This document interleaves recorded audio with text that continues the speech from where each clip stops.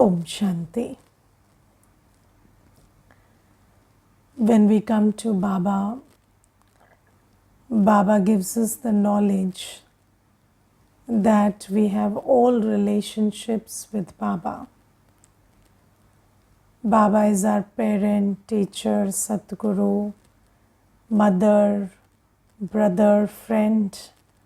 Yes, he is our child, the surgeon, and he is also the beloved. So, Baba gives us the knowledge that I'm there for you in all relationships.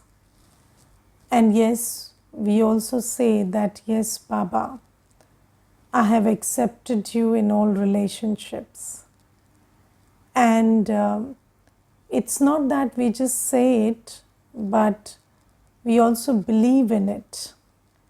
So, somewhere, in the heart, there is a deep conviction in every child that Baba is in all relationships with me. But still, there is this lack of attainment.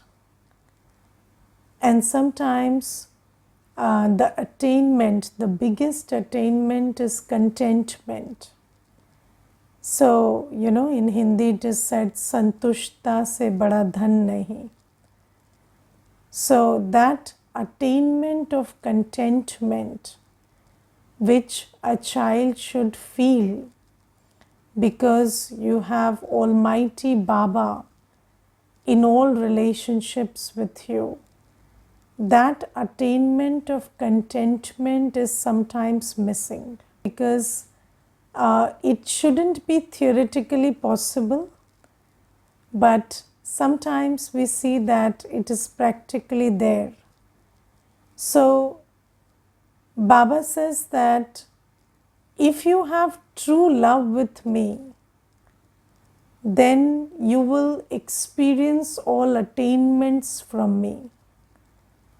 Now, you see that I was just talking to one sister yesterday, and she loves Baba, and she's a very dedicated child of Baba, and she has always maintained that relationship with Baba and Baba's home.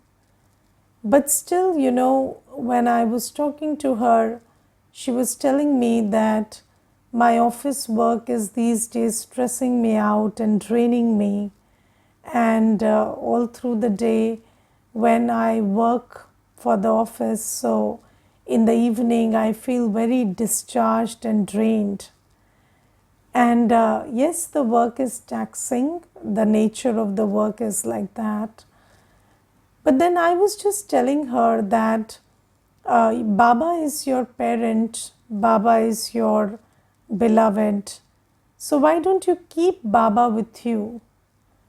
So she said, what do you mean by keep Baba with you? So I said, just know that, Baba is there. And whenever you are doing work, just take from Baba and give to whoever you're giving.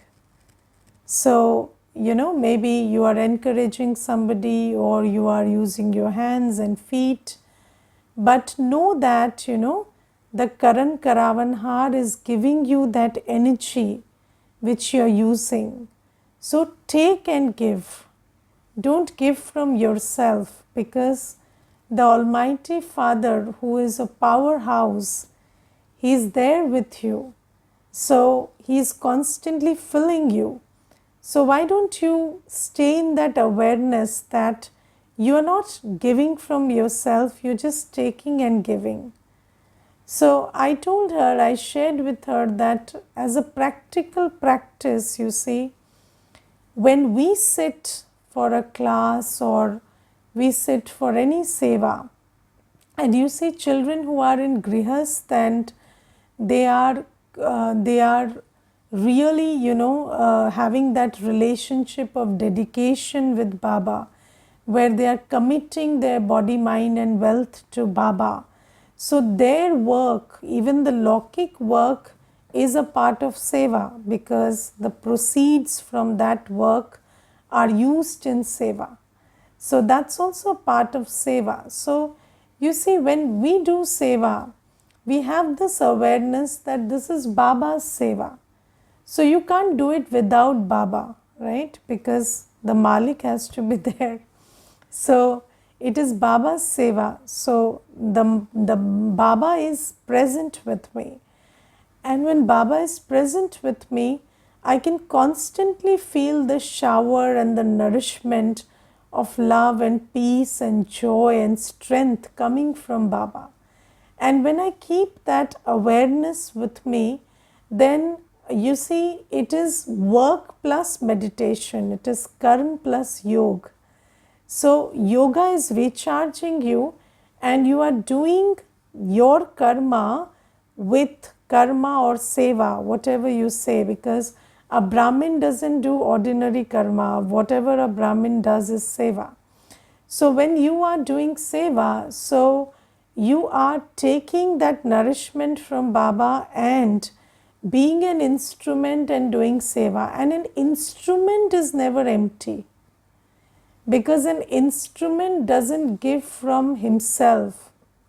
Yes, so an instrument takes and gives. So that is the thing we do.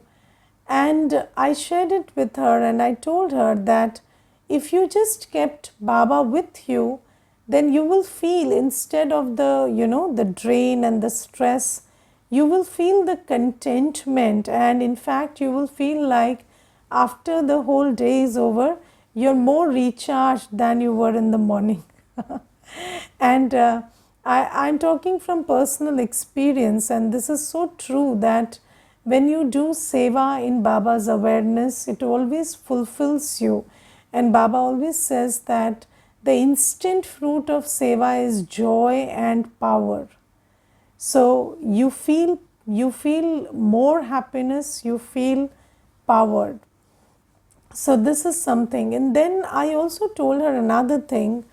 I told her that, you see, Baba is constantly blessing me, appreciating me, and Baba is very happy because of the seva I am doing. So you must keep that also in your awareness, that Baba is always showering the flowers of blessings on you.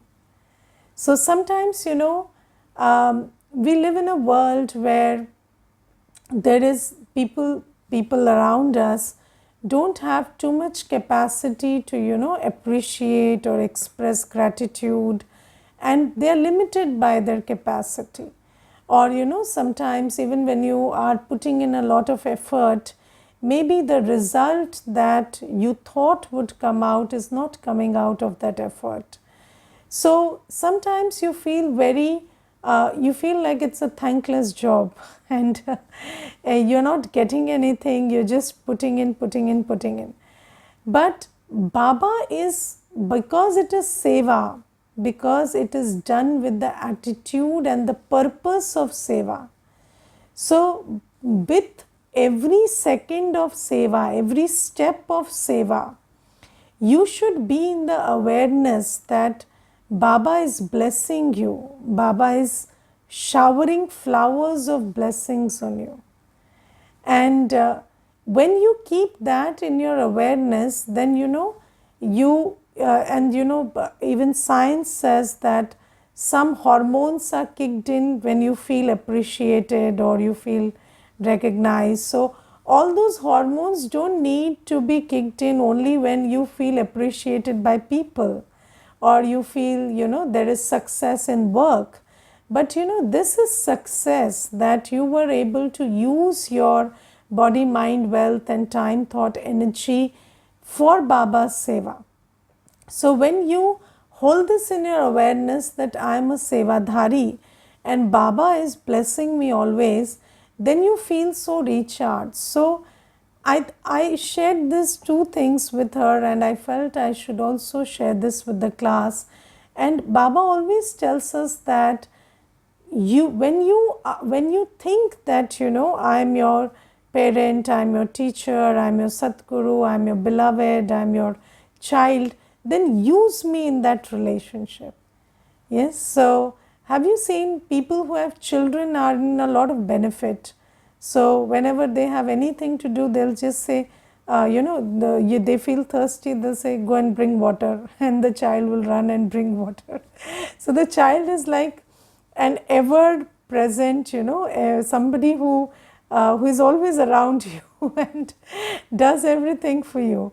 And I feel, you see, when you see Baba as your child also, so you can always tell Baba, handle this, do this, handle this for me, or do this task for me. And that also helps a lot.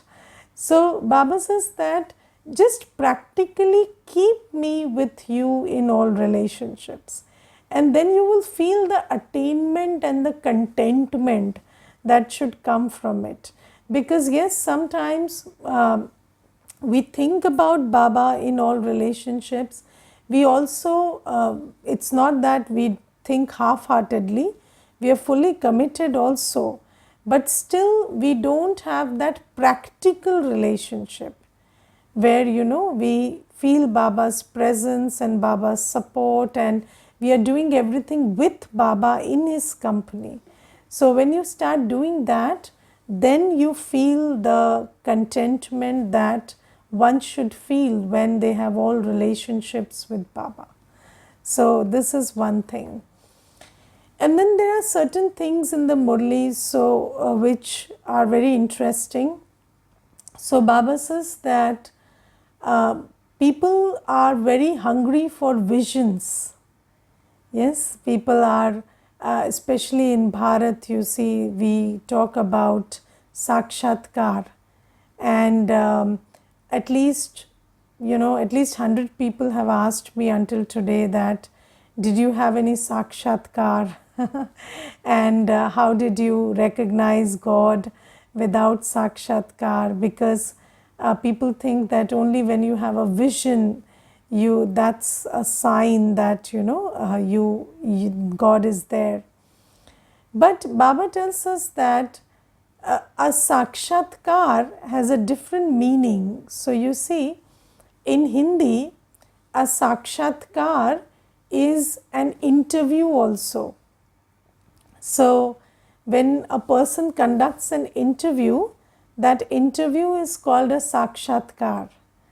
And why is it called a Sakshatkar? Because through that interview, you understand the one you are interviewing. So understanding is equal to, Sakshatkar. So Baba says that when you understand something, you can envision it with your buddhi, and your buddhi can hold it. That is Sakshatkar. Let's say you saw something with these two eyes very fleetingly, but your buddhi couldn't capture it, you couldn't feel it, then that's not Sakshatkar. But if you understand something properly and it becomes part of your buddhi, then that is true Sakshatkar, because you get the power of the essence that it holds. So Baba says that when I say Sakshatkar, so I have given you my Sakshatkar, and Baba says I am just a point of light, and there is no point seeing me, because even if you saw me, it would be just a point. And I remember, there was one time when I had been to Baba Pahadi. So that's the hill which is beside Pandabhavan, Madhuban. And on that Baba Pahadi, I was sitting, and I felt like, there were a lot of stars just in front of me. So it was like gleaming points of light, and it was a very beautiful scene. And I don't know whether it was because of the light, the sunlight, or it was because it was a sakshatkar, or I don't know what it was, but I remember in that scene when I was witnessing it, I created a thought, which one is Baba? And if this is the soul world supposedly, which one is Baba? And I couldn't place Baba because they were all similar points of light. So I kind of felt disappointed and I felt that, you see, everybody looks like a soul and you cannot spot Baba. And I remember I was thinking a lot about that scene when I was coming down the hill. So I'm sharing this with you because, you see, even if you got a glimpse of Baba, you don't know whether that's Baba or that's an Atma.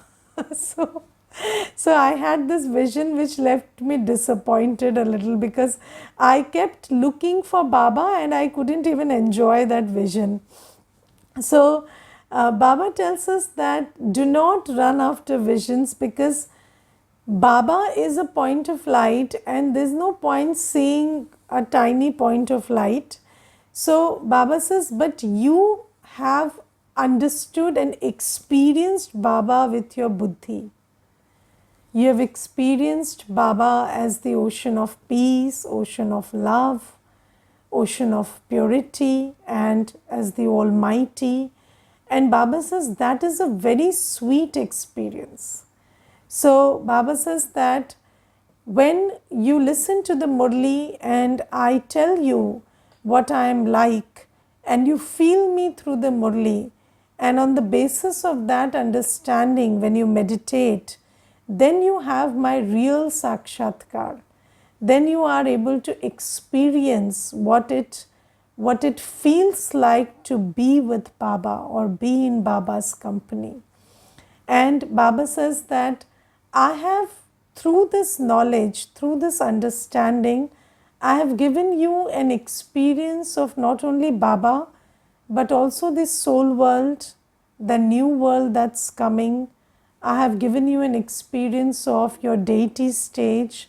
I have given you an experience of your worship worthy stage. So, if you take the knowledge and experiment with it in yoga, then you have an experience.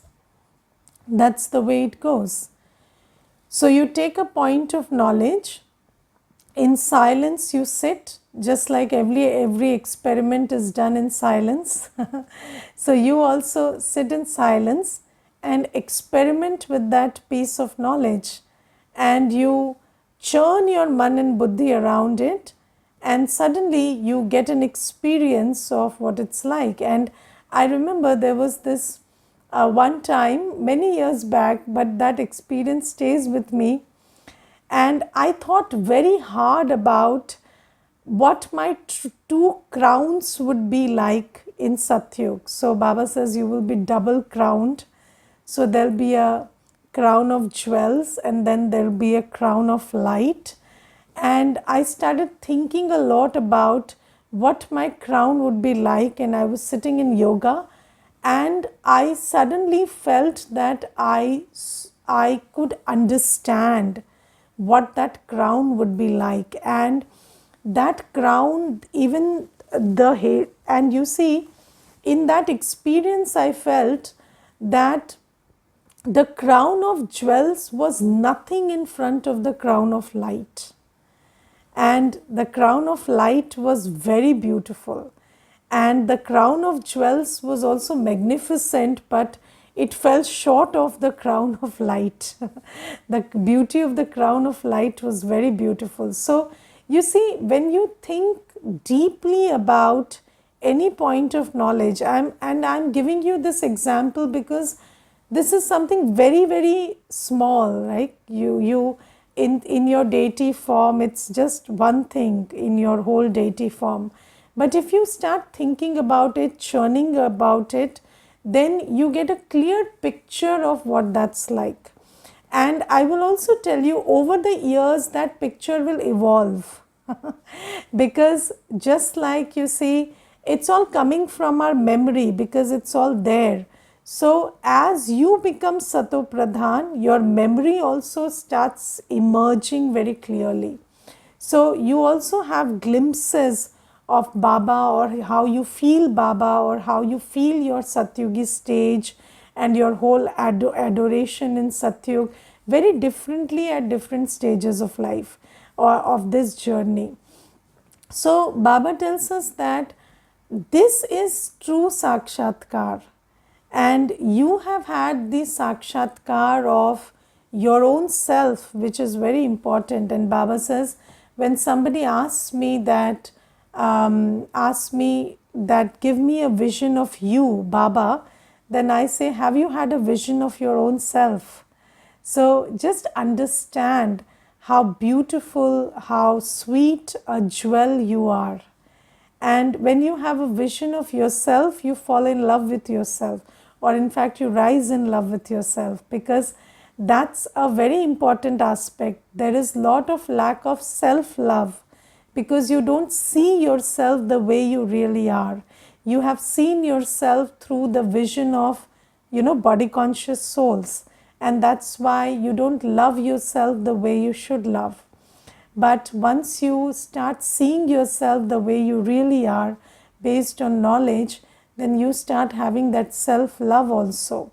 And when you start seeing Baba the way he is, you have a lot of love for Baba, because nobody is the ocean of love, the ocean of peace, or the benefactor like Baba. And I was just thinking about this term benefactor, and one day I was thinking about what is the quality that is most attractive in anybody. And after thinking a lot, I could figure out that the quality that is most attractive in any being is the quality of being a benefactor. So if somebody is a benefactor, somebody's kalyankari, somebody always does good for everybody, that's a very, very attractive quality to have. And I remember there was this one person, and I saw him, his Baba's child, and I saw that brother always having this quality of thinking about how to benefit everybody. And I was in close association with that brother for a long time. So in everything, in when he is with that person, or even in private, when he's thinking, his thoughts were always how to serve that soul. So it was always about, how do I uplift, how do I serve, or what do I do so that they receive something from Baba. And that is such an attractive quality that it invokes admiration and respect and love for that soul. So Baba says that I am the ocean of benefit. Yes. So Baba is the Vishwa Kalyankari. There is nobody nobody who is a bigger benefactor than Baba. And when you start seeing, you see the unconditional love and the unconditional giving that Baba is doing for every soul, without without even Baba is also free from the law of karma. So he is not going to go to Satyug also for that, but he is doing it. So when you start understanding these aspects of Baba, you have a lot of love for Baba, because not only for who he is, but also what he does, and how selflessly he does everything. So Baba says, I have given you a sakshatkar of everything, the soul, Baba, your new form, your deity form. I've given you a sakshatkar of the golden age, the soul world. And now that your intellect understands all of this, let your intellect be there. Let your intellect be in the awareness of this stuff, which your two eyes can't see. Because when we are body conscious, our intellect is in the awareness of that which our two eyes see. Yes, and all that our two eyes see is perishable. So when you are absorbing your intellect, or you are allowing your intellect to be absorbed in things that the two eyes see, you are setting yourself up for disappointment. Because if you are attaching yourself to that which is perishable, you are setting yourself up for disappointment, because that which is destined to be perishable will perish. And then what will you be left with? You will be left with disappointment. So Baba says that take your intellect away, pull your intellect away from whatever these two eyes can see, and anchor your intellect to what Baba has shown you through the buddhi, and make effort based on Baba's knowledge and the understanding Baba has given, and create a future which is certain for yourself. Yes, not the uncertainty. Right now, what is the world like? Fully uncertain. Yes, and even if you invest everything in it, it is just going to degrade and it's going to perish. Do you understand that? That have you seen that there is an expression in English which says the damage has already been done and this is damaged beyond repair. So when something is damaged beyond repair, what do? You pull your intellect from it and invest it in something which you can create. Because even if you invest all your energy in something which is damaged beyond repair, you cannot repair it. So the condition of the body, or the bodily relationships, or the world, or whatever your two eyes can see, is damaged beyond repair. So even if you invested everything in it, you cannot repair it. So Baba says, now is the time to pull your investment out of the old world and invest your time, thought, energy, body, mind, wealth in creating the new world which is coming and which will last for 2500 years. That's not a perishable attainment. That is an unlimited attainment, something that will continue for 2500 years. For 21 births, you will have the fruit of the effort you make now. So Baba says, invest in that. And I will also share one experience in this connection. So there is a brother and his business was not doing well. So Didi, please talk about satisfaction. I talked about satisfaction in the first half. So when I talked about contentment, that was the satisfaction that you are asking about. Didn't you pay attention?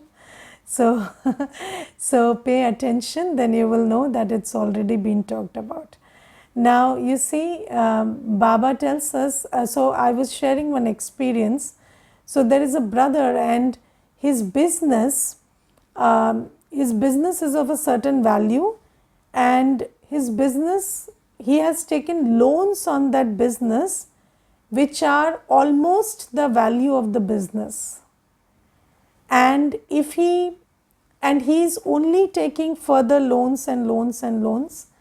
And some days back we were having a talk and I said, you should now wrap up this business, and whatever little you get out of it, invest it somewhere else and start a new thing, because this is only going downhill. And then you see, he didn't listen.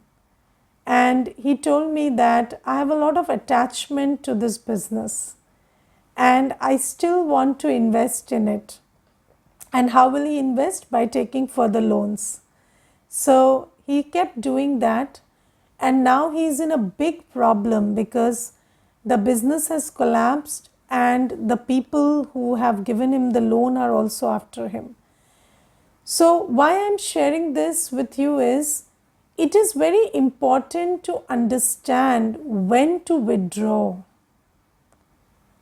If you don't understand when to withdraw, and you are attached to something and you can't see that you have to withdraw from this, only attachment makes you so blind that you can't see it. So when you are so attached, body consciousness is attachment. So when you're body conscious and you have attachment to the body, the relationships, the old world, then sometimes you don't understand that Baba is telling us that this is the time to withdraw our intellect from the present world and use whatever we have right now in Purusharth and in creation of the new world. But when we don't understand it, what happens is the world is collapsing and we will collapse with it. Yes, so that is why Baba says, keep your buddhi in the unlimited, understand what I am teaching you about this certain future, and do not spoil your time and efforts in the uncertain present, but invest it in creating the certain future that I am giving you. So this is one thing. And then Baba also tells us that Maya is always after you. And what does Maya do? Maya makes you body conscious. So whenever you start spiritual effort, Maya will tell you that you have to, yes, what does Maya tell you? Don't be selfish, think about the body.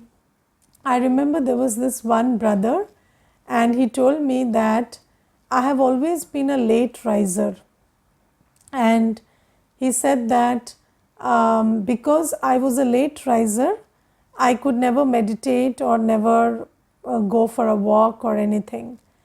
And then he said, I came to Baba and Baba gave me the strength to wake up in the morning, and now I do Amrit Vela. And now what's happening is I start exercise at 4 only. And I feel like, physical health is very important. And even while I'm doing Amrit Vela, I start doing pranayam. So he said, is it good that I'm doing pranayam with Amrit Vela? So I said, you can't do pranayam with Amrit Vela. Then you are only doing pranayam. You are not doing Amrit Vela. Because you have to detach from the body, and if you're doing something with the body, how can you sit in Amrit Vela? So he said that now I don't know why, but my mind is so fixated with this that my physical health is very important, that I am not able to give time to Amrit Vela. So I said, this is how Maya works. Where as soon as you start working on your spiritual health, Maya will tell you, think about the physical health, think about relationships, think about work, give your commitment to work, give your commitment to relationships. This is how Maya starts working. And Santosh Bhai always says this in the class, that whenever you sit in meditation, after if just 5 minutes you feel so productive, you feel I should wash clothes and dishes and this and that. So this is how Maya will tell you that do something productive, why are you just wasting your time and thought? And this is how Maya makes us body conscious.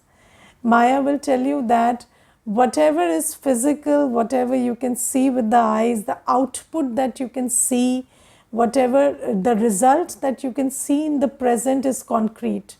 And when Baba tells you that when you are meditating, you're filling yourself with power, that you don't understand. So Maya will pull your intellect away from spiritual practice and will make you body conscious. So these are the tools with which Maya works.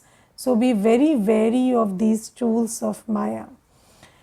And then today Baba talked about birthright, and it's very interesting. You see, in the world, a child has entitlement to inheritance because of where he is born. Yes, so that it's not eligibility. It's just the eligibility for inheritance is birth. So Baba says, just like you see, in the world also there is something called birthright. So it doesn't matter who you are, what you do, but you're born to a wealthy person, your birthright is wealth. So Baba says, similarly, I am your father and you're my child. And the child, whoever the child is or whatever the child is, doesn't matter. You belong to me, you have access to birthright. Yes, even if it's a small child, it's physically the child is small, and it's a small child who says, my Baba with heart, with all his heart, then Baba says he will get the inheritance even if he doesn't understand knowledge. Because that's the relationship of Baba and the child. And Baba says, whether you are educated, uneducated, doesn't matter. What matters is you remember me with all your heart. And Baba says there is a soundless chant that goes on within you, remembering me. So when you are remembering me always with your heart, so how do you know that the child says, my Baba with all my heart? So when you say my Baba, the sign of it is that you remember Baba all the time. So somebody you love, somebody who is your parent, you don't forget that parent. And Baba says, even if somebody is very uneducated, never been to school, doesn't matter. Can't understand Gyan also doesn't matter. But if that child just keeps thinking about me as an ocean of love, purity, peace, and there's a soundless chant, there's a remembrance that constantly goes in the heart of that child will get the inheritance. Yes, so this is something that Baba tells us about the birthright. Okay, Om Shanti.